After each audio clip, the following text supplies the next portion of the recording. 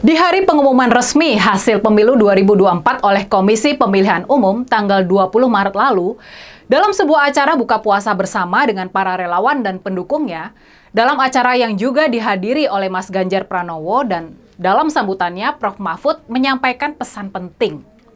Ya, seperti biasa, pidato dan sambutan Prof. Mahfud ini memang selalu diisi dengan pesan-pesan penting yang patut jadi bahan renungan kita bersama, yang bisa jadi inspirasi kita bersama.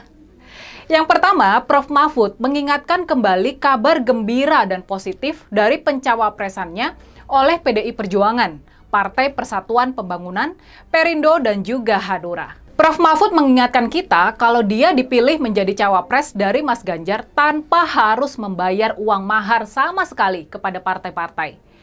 Dia nggak perlu membayar uang mahar sepeser pun. Ini penting. Ini bahkan pesan yang sangat penting buat demokrasi di negara kita.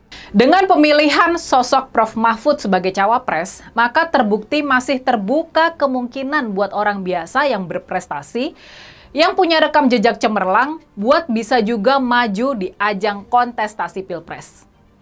Jadi bukan cuma orang dengan latar belakang keluarga penguasa atau mereka yang kaya raya saja yang bisa terpilih jadi capres ataupun cawapres.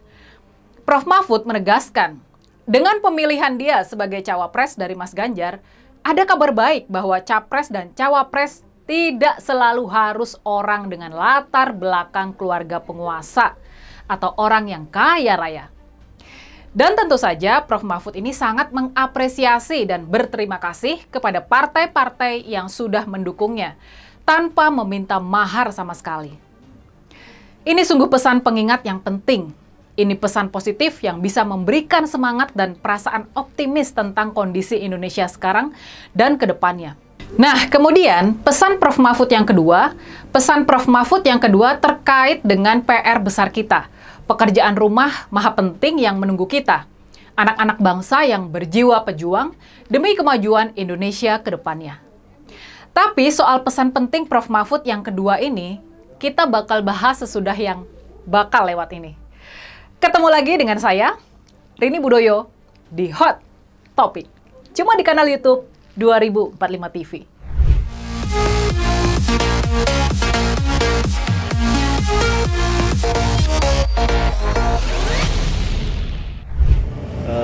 Saya masuk ke situ menjadi cawapres disetujui oleh partai koalisi, tidak mengeluarkan uang sepeser pun.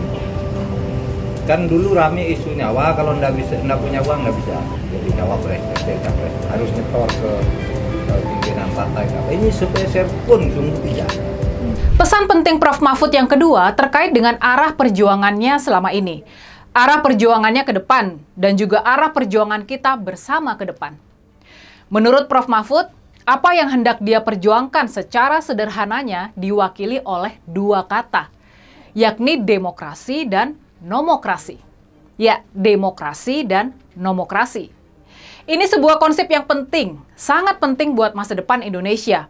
Dan mesti kita pahami bersama. Demokrasi adalah kedaulatan rakyat. Artinya adalah kedaulatan rakyat.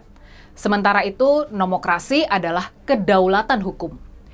Keduanya, demokrasi dan nomokrasi, mereka ini harus berjalan seiring. Demokrasi tanpa kedaulatan hukum bisa berakibat chaos dan kesewenang-wenangan. Dan sebaliknya, hukum yang tanpa demokrasi ini bisa bersifat sepihak untuk kepentingan penguasa, elitis, dan konservatif. Gak bakalan terwujud keadilan sosial. Makanya demokrasi dan nomokrasi harus berjalan beriringan. Dan kedua-duanya harus jadi perjuangan kita bersama. Kita nggak bisa cuma memperjuangkan demokrasi dan juga nggak bisa cuma memperjuangkan nomokrasi. Jadi rasa-rasanya sudah jelas ya apa yang mesti kita perjuangkan. Apa nilai-nilai yang mesti kita perjuangkan bersama. Sekarang ini baik demokrasi maupun nomokrasi hancur. Pemilihan umum telah dicurangi secara barbar, menjadikan suara rakyat bukan lagi berdaulat melainkan mudah untuk dibeli. Dan rakyat pun berada dalam alam ketakutan dan perasaan yang was-was ketika memutuskan masa depan bangsanya sendiri. Sementara itu, hukum telah secara terang-terangan dikangkangi oleh kekuasaan. Kejadian Mahkamah Keluarga adalah salah satu buktinya. Juga penyanderaan lewat kasus hukum telah memporak-porandakan kepastian dan kedaulatan hukum di negara kita. Dengan demokrasi dan nomokrasi yang hancur lebur ini, maka suramlah masa depan bangsa kita. Suramlah masa depan ekonomi kita. Suramlah kesejahteraan rakyat kita. Dengan demokrasi dan nomokrasi yang hancur lebur, kekuasaan akan terjebak pada elitisme. Dan rakyat sekedar dibuai dengan kebijakan-kebijakan populis. Misalnya saja, rakyat dijejali program bansos yang dibagikan bak Sinterklas. Tapi tidak ada program yang benar-benar memberdayakan rakyat agar mereka ini benar-benar bisa mandiri, sejahtera, dan bermartabat. Kondisi inilah yang jadi pekerjaan rumah kita dan harus kita lawan. Sebagaimana pesan Prof. Mahfud, kita harus mengembalikan tegaknya demokrasi dan tegaknya nomokrasi. Kita harus kembali menegakkan kedaulatan rakyat dan kedaulatan hukum. Itulah dua pesan penting yang sudah disampaikan oleh Prof. Mahfud dan sudah berulang kali diingatkan oleh beliau.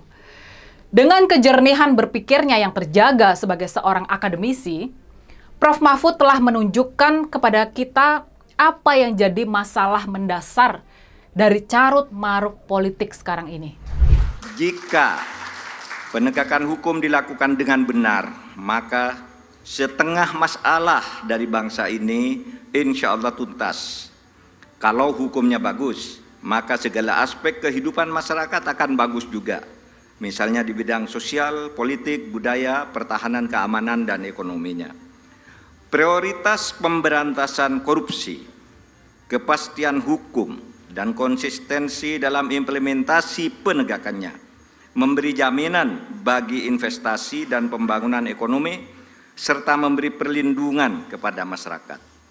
Dalam pembangunan politik, negara kita menganut demokrasi, di mana kekuasaan berada di tangan rakyat. Dalam implementasinya, demokrasi membutuhkan nomokrasi. Demokrasi adalah kedaulatan rakyat, sedangkan nomokrasi adalah kedaulatan hukum. Demokrasi tanpa nomokrasi akan anarkis, sementara nomokrasi tanpa demokrasi akan sewenang-wenang. Sehingga keduanya harus berjalan seiring dan seimbang.